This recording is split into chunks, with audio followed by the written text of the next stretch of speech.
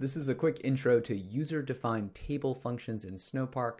What are they? Well, they're like UDFs, but they return a table instead of a record, and we can use them instead of implementing a function like in a UDF. We just need to implement a class. So let's take a look. Here's the example in the Snowpark docs.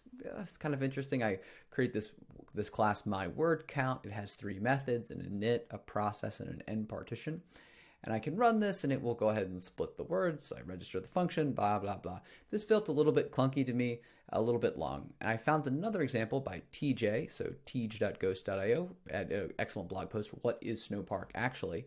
And I modified his example just a little bit. So it turns out the init method and the end partition method are actually optional. We really just need this process method. And I'm going to run through this example. There's an error here, so see if you can spot it. So we're going to create this class. It's going to split a bunch of text with a delimiter, the pipe delimiter. So let's execute this. And then as we jump into our next, let's run it locally. And we'll see, okay, I pass in some text. There's my split. So far, so good.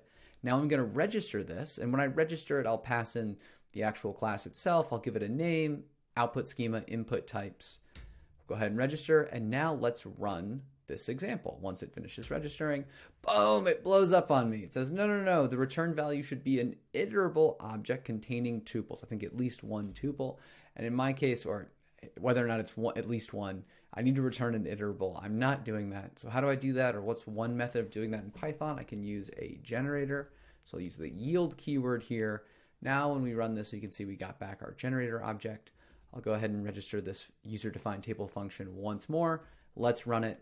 Boom, there's our table, passing this literal.